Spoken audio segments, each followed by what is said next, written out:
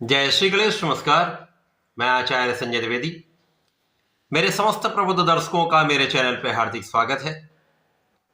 प्रिय दर्शकों, आज मैं युवराज बुध के राशि परिवर्तन प्रभाव को लेकर आपके सम्मुख उपस्थित हूं। नवग्रहों में युवराज बुध 29 दिसंबर को अपनी राशि का परिवर्तन करने जा रहे हैं तथा गुरुदेव बृहस्पति की मूल त्रिकोण राशि धनु राशि में प्रवेश करेंगे। ये बुध का जो परिवर्तन हो रहा वो विशिष्ट होने वाला है, क्योंकि बुध जब राशि परिवर्तन करके धनु राशि में पहुंचेंगे और धनु राशि के स्वामी गुरुदेव बृहस्पति का गोचर मिथुन राशि में चल रहा है। इस प्रकार से गुरुदेव बृहस्पति और बुध का 180 डिग्री पर सीधा दृष्टि संबंध बनेगा, जो इन दोनों ग्रहों के प्रभावों को कई सौ गुना बढ़ाने वाला है।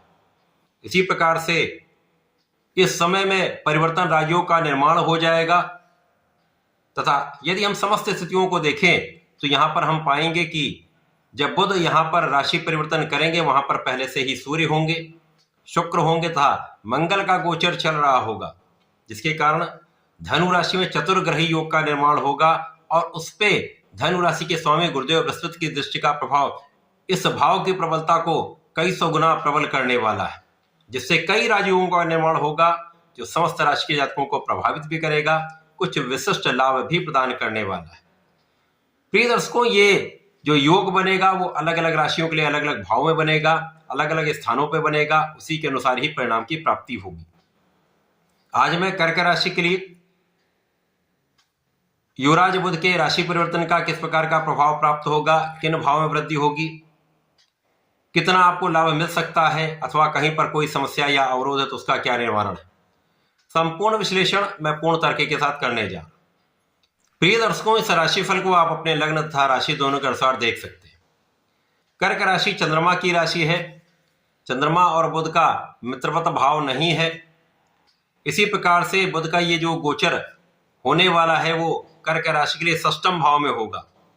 अब षष्ठम भाव जो त्रिक भाव है, निर्बलता का भाव है, रोग ऋण शत्रु का भाव है, वहां पर बुध का परिवर्तन बहुत अच्छे प्रभाव तो नहीं देगा, परंतु यहाँ पर अन्य ग्रहों के प्रभाव के कारण तथा परिवर्तन राजयोग के कारण कुछ विशिष्ट परिणामों की प्राप्ति होगी।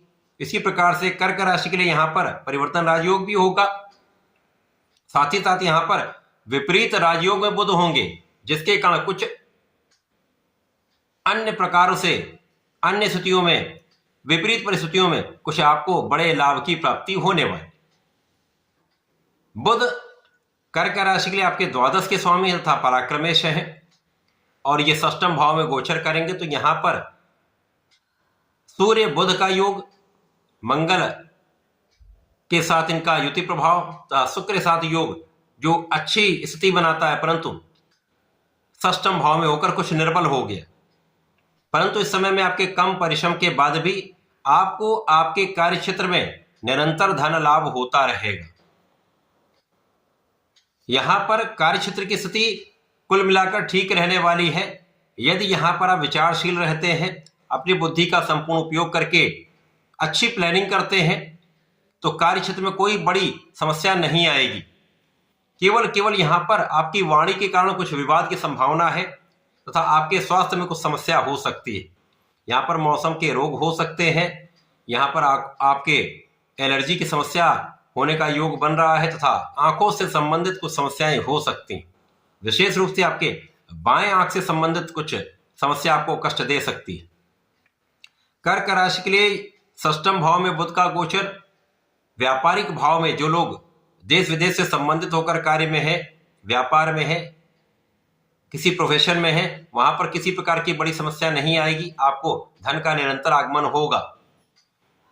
इसी प्रकार से यदि आप कला क्षेत्र में हैं तो देश विदेश से एक अच्छा अवसर मिलेगा, नाम भी बढ़ेगा, धन भी प्राप्त होगा।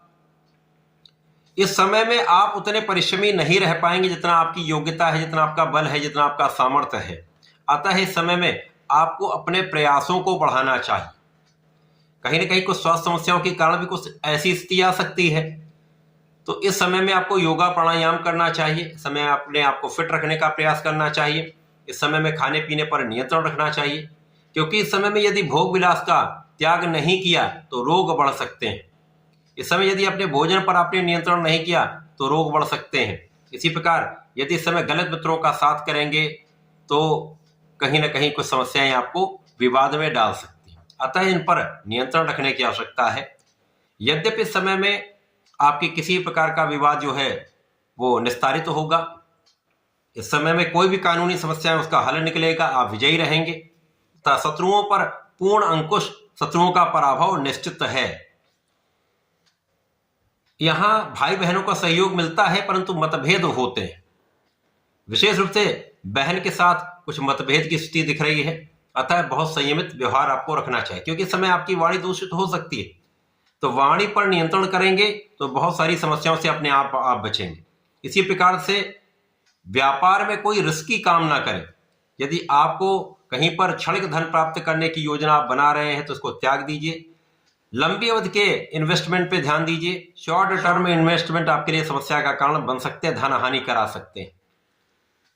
इस समय में यहां आपको अपने ज्ञान की स्थिति को विस्तार देना चाहिए क्योंकि इस समय में आपके मंगल जो है वो भी षष्ठम भाव में है और मंगल बुध की बिल्कुल भी नहीं बनती है, जिसके कारण आपको अपने पढ़ाई पर विशेष रूप से ध्यान देना चाहिए। जो विद्यार्थीगण हैं उनको मन लगाना चाहिए, भटकाव से बचना चाहिए। यदि अपने कॉन्फिडेंस को बढ़ाकर अपने कर्म को यदि पूर्ण निष्ठा के साथ आप करते हैं तो पढ़ाई में आपको बहुत कठिनाई नहीं होगी, लेकिन यही मतिभ्रम समस्या का कारण बनता है। अब द्वादश भाव में है, जो जातक विदेश में रहकर कार्य कर रहे हैं उनकी पदोन्नति हो सकती है, धन का लाभ मिल सकता है, परंतु कहीं ना कहीं वहां पर कुछ विवाद या पीठ पीछे समस्या करने वाले लोग हो सकते हैं, तो उनसे बचना अत्यंत आवश्यक है। विवाद में पड़ने से बचना अति आवश्यक है। इन समस्त समस्याओं के निवारण के लिए आपको गणपति महाराज की आराधना करनी चाहिए, संकट नाशन गणेश स्तोत्रम का पाठ करना चाहिए तथा प्रतिदिन भगवान भोलेनाथ पर जलार्चन करें। यदि प्रतिदिन संभव ना हो तो प्रत्येक सोमवार को भगवान भोलेनाथ पर जलार्चन करें, गंगा जल से अभिषेक करें तथा सफेद चंदन का अर्पण करें, सफेद मिष्ठान का अर्पण करें, थोड़े से दूध का अर्पण करें तो निश्चित रूप से आपकी समस्त समस्याओं का निवारण होगा। इस समय का आप उपयोग सही दिशा में कर पाए, तो ऐसा करके इसका लाभ लें। धन्यवाद, नमस्कार।